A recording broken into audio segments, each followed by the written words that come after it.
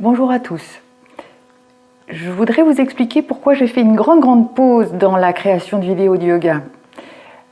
C'est pas très facile à expliquer, donc vous me pardonnerez de lire un petit peu le texte que j'ai préparé pour vous. Voilà, vous le savez peut-être, chez moi il y a assez peu de connexion internet, donc je ne peux pas faire de live, je ne peux pas faire cours sur un temps très long, et je ne peux pas non plus téléverser de gros fichiers vidéo, donc je ne peux pas enregistrer à l'avance de vidéos en temps réel, si vous voulez, avec la lenteur de la pratique du yoga. Ce qui fait que je suis condamnée à vous proposer des vidéos courtes. J'ai essayé de vous proposer des programmes que vous puissiez pratiquer vous-même, en essayant de varier les programmes. J'ai essayé de faire de la vidéo un petit peu plus courte à suivre directement, mais ça donne une séance très courte. Rien de tout ça ne me satisfait, ne me satisfaisait, ne me satisfera plus tard. Je pense qu'on ne peut pas faire de séance vraiment épanouissante dans ce cas-là.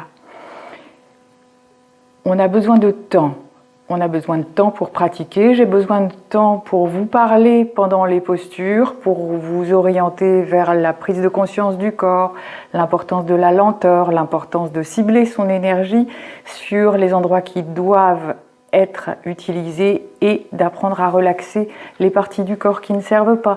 J'ai besoin d'apprendre à vous dire sur quelle partie du corps vous devez vous concentrer, ce que vous devez faire avec votre esprit.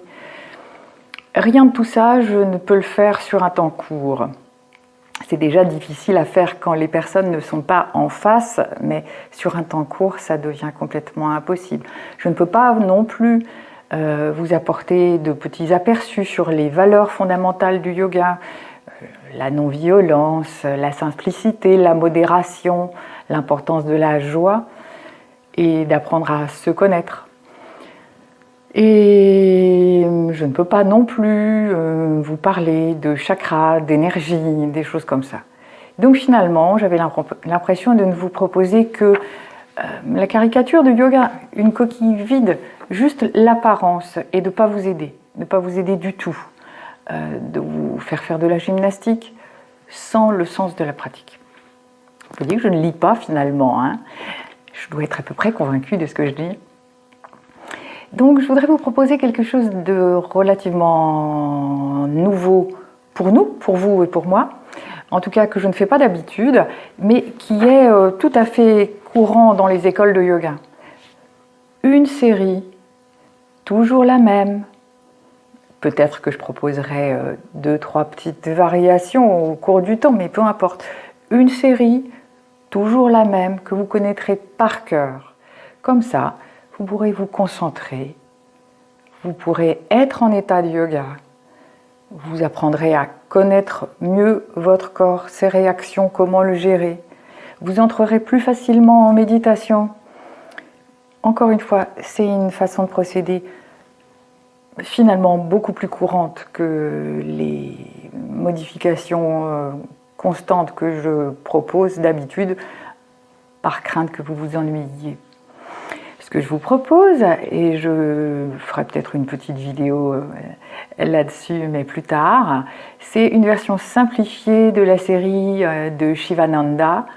C'est un yoga moderne, un yoga des années 60. Vous allez voir, vous connaissez par cœur. Voici. Chandelle, charrue, poisson, pince, cobra, demi-sauterelle, sauterelle si vous le souhaitez, arc, torsion assise. Ceux d'entre vous qui le souhaitent peuvent ajouter posture sur la tête, ceux qui connaissent.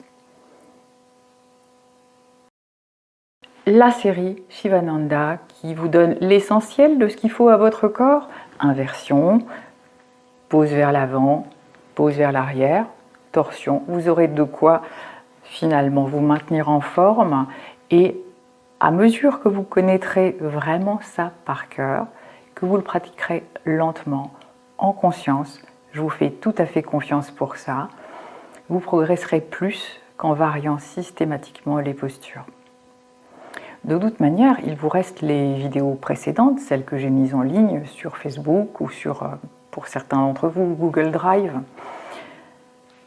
Voilà, vous ne serez pas en manque de variété si vous le souhaitez. Mais en tout cas, moi, ce que je souhaite maintenant, c'est vous aider à vous épanouir et c'est la seule manière que je vois pour l'instant de vous aider à y parvenir.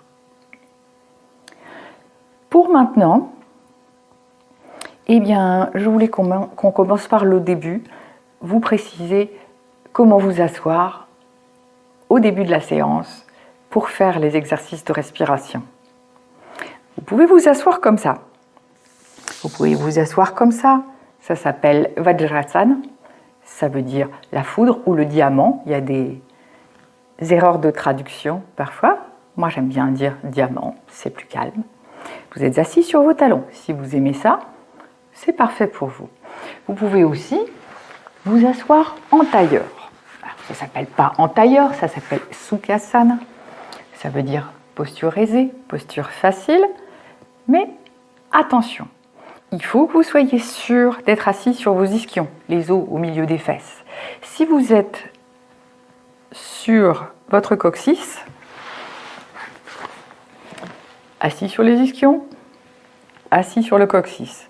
Vous voyez tout de suite, votre dos n'est pas droite, ne le sera jamais, vous n'aurez pas l'épanouissement de la respiration et vous allez vous faire mal de toute façon. Donc si, par hasard, vous avez l'impression que vous êtes assis trop sur votre coccyx, pas assez sur vos ischions, c'est très simple, être assis sur une brique de yoga ou sur un coussin. Sinon, c'est même pas la peine. Assis sur le coccyx, vous allez mal travailler. Il y a ça, donc Vajrasana, assis sur les talons. Sukhasana, le tailleur. Il y a le lotus. Vous commencez par plier la jambe droite. Vous pliez la jambe gauche. Voilà le lotus. Vous avez peut-être remarqué que moi j'ai tendance à faire l'inverse tout simplement parce que, eh bien, ça m'est plus facile au niveau des hanches. Mais voilà, pliez d'abord la droite, puis la gauche dessus. Ça, je suppose que dans tout ça, il n'y a rien de nouveau. Je voudrais quand même vous présenter une ou deux autres manières traditionnelles et différentes de vous asseoir.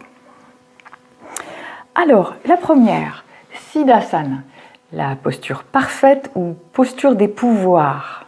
Vous allez comprendre pourquoi c'est un peu drôle pour les occidentaux que nous sommes. Pour le coup, il y a deux manières de le faire, à droite ou à gauche. Par exemple, vous prenez l'une de vos jambes, vous la placez ici contre l'aine, l'autre, vous placez le talon par-dessus le premier et vous glissez vos orteils entre le mollet et la cuisse. C'est pas très inconfortable, sauf peut-être pour les messieurs, parce que le sexe des messieurs est censé être entre les deux talons. Je ne sais pas, je ne suis pas un monsieur. C'est peut-être pour ça que ça s'appelle posture des pouvoirs. Vous pouvez très bien le faire de l'autre côté. Talon, talon, rentrez les orteils. Siddhasana. Une autre posture, quelquefois c'est difficile pour certains d'entre nous. Ça s'appelle la Svastikasana, la posture de la croix gammée. Placez le pied à plat contre la cuisse, l'autre pied à plat contre l'autre cuisse. Vous constaterez que les talons ne sont pas superposés, il y a un petit espace là. Voilà. Il y a un côté symbolique là-dedans. Évidemment, on peut trouver ça simplement confortable. Vous faites vos essais dans les différentes postures assises proposées. Mais il y a un côté symbolique, ça représente le mystère du labyrinthe. Un petit côté ésotérique du yoga. Enfin, peu importe. Faites des essais, choisissez l'une ou l'autre de ces postures assises parce que votre série doit commencer par un temps de respiration. Un double temps de respiration même. On va être extrêmement simple. Respiration dans un premier temps purement abdominale. Vous mettez vos mains pour vous assurer que les côtes ne bougent pas. Et vous respirez avec le ventre uniquement. Vous savez le faire. À vous de faire durer ce moment-là suffisamment longtemps. Vraiment longtemps. Et quand ça sera bon pour vous, vous faites de la respiration complète.